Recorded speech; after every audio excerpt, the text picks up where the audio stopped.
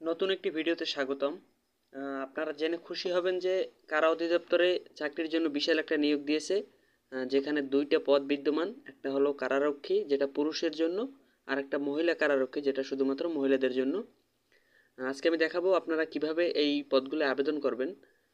তার আগে আপনি যদি আমার চ্যানেলে নতুন হয়ে থাকেন তাহলে আমার চ্যানেলটি অবশ্যই সাবস্ক্রাইব করবেন আর ভিডিওতে একটি লাইক করবেন।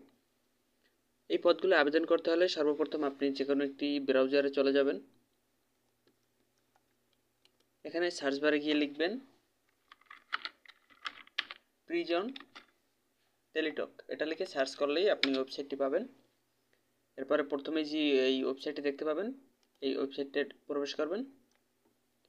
এখানে অনগোয়িং সার্কুলার আর প্রিভিয়াস সার্কুলার দুইটা অপশন দেখাবে। এই প্রিভিয়াস সার্কুলার মানে এর আগের যে সার্কুলারটা ছিল এটা গত হয়ে গেছে, আর বর্তমান যেটা চলছে সেটা হচ্ছে অনগোয়িং সার্কুলার। এটার উপরে ক্লিক করবেন। অ্যাপ্লিকেশন ফর্ম আবেদন করার জন্য অ্যাপ্লিকেশন ফর্মে ক্লিক করতে হবে এবং এই বর্তমান যে সার্কুলারটা এটা সিলেক্ট করে নেক্সট। আপনি যদি পুরুষ হয়ে থাকেন তাহলে শুধু কারারক্ষী, আর যদি মহিলা হয়ে থাকেন তাহলে মহিলা কারারক্ষী, এটার উপরে ক্লিক করবেন, তারপরে নেক্সটে ক্লিক করবেন।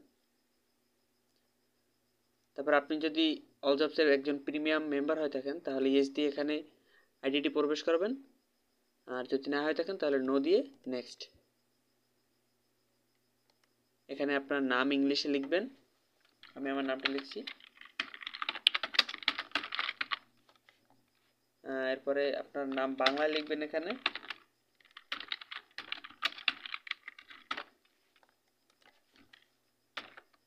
ফাদার্স নেম, পিতার নাম ইংলিশে।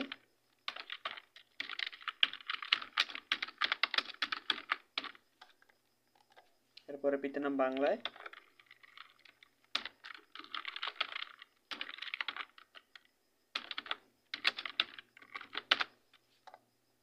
এরপরে মায়ের নাম ইংলিশে।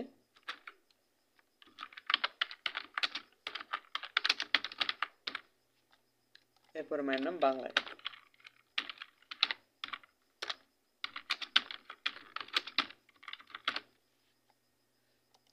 ডেট অফ বার্থ এখানে দিবেন।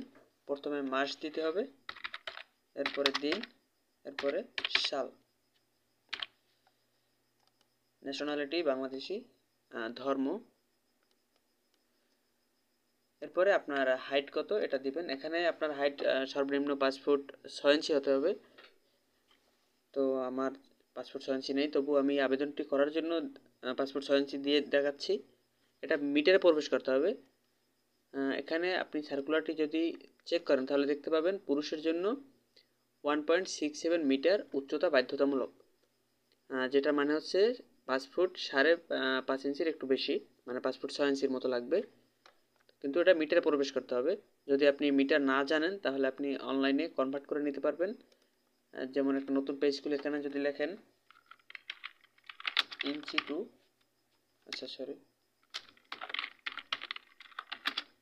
ইঞ্চি টু মিটার, এখানে যদি আপনার 5 ফুট 6 ইঞ্চি হয়ে থাকে তাহলে 66 ইঞ্চি দিলে এই যে আপনার মিটারটা এখানে দেখাবে 1.6764 মিটার। এরকম আপনারা আপনাদের মিটার উচ্চতার মিটারটা বের করে ওখানে প্রবেশ করাতে পারেন। আমি এখানে দিচ্ছি যেটা মিনিমাম দরকার সেটা।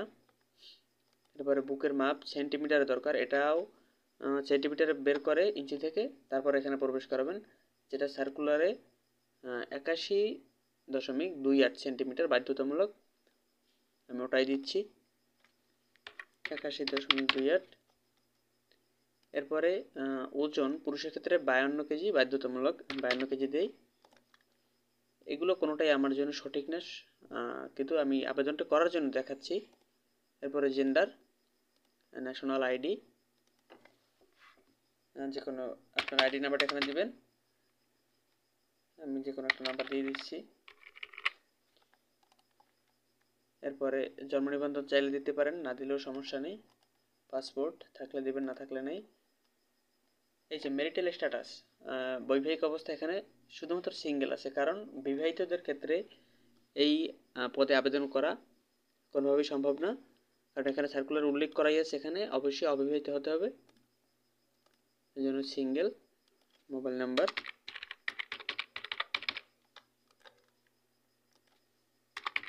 তাকে এই নাম্বার আবার দিতে হবে, ইমেল।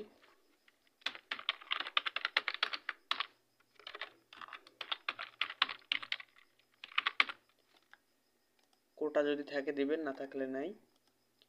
যদি চাকরি করেন কোনো বর্তমানে সেটা উল্লেখ করবেন, যদি না করেন তাহলে নট অ্যাপ্লিকেবল। কেয়ার অফ, বর্তমানে যে আপনার গার্জিয়ান তার নামটি দিবেন এখানে।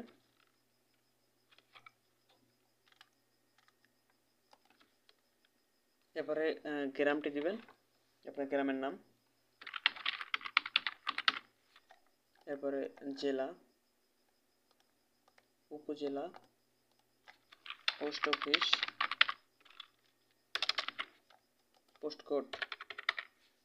যদি স্থায়ী ঠিকানা বর্তমান ঠিকানার একই হয়ে থাকে তাহলে এটা টিক দিবেন, দুইবার লিখতে হবে না। এরপরে এসএসসি এর ইনফরমেশন দিবেন, আপনার পরীক্ষার এখানে এসএসসি দিয়েছেন নাকি দাখিল গুলো দিবেন, কোন বোর্ড থেকে দিয়েছেন, রোল কত, রেজাল্ট কি, এরপর কোন গ্রুপ, কত সালে পরীক্ষা দিয়েছেন। এরপরে যদি এইচএসসি থাকে এবং সেটা দিতে চান তাহলে এটা ক্লিক করে তারপর এখানে ইনফরমেশন দিবেন, যদি না থাকে টিক দেওয়ার দরকার নেই। এরপরে যদি কোনো চাকরি করেন তাহলে সেই এক্সপিরিয়েন্সটা এখানে দিবেন, কোনো যদি এক্সপিরিয়েন্স থাকে, না থাকলে দেওয়ার দরকার নেই টিক দেওয়ার। অ্যাট লাস্ট আপনি এখানে যে কোডটা লেখা থাকবে সেই কোডটা দেখে দেখে এখানে এরকম বসাবেন।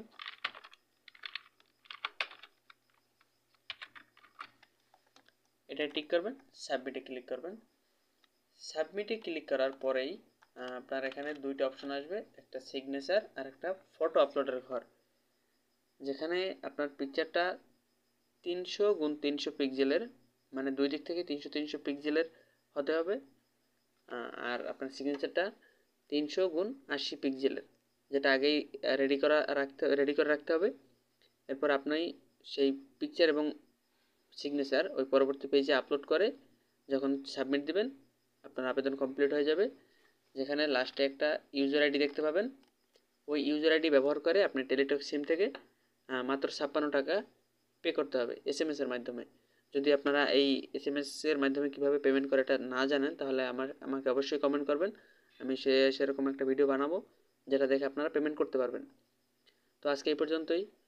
যদি ভিডিওটি ভালো লাগে তাহলে অবশ্যই লাইক করবেন আর ভিডিওটি শেয়ার করবেন। ধন্যবাদ।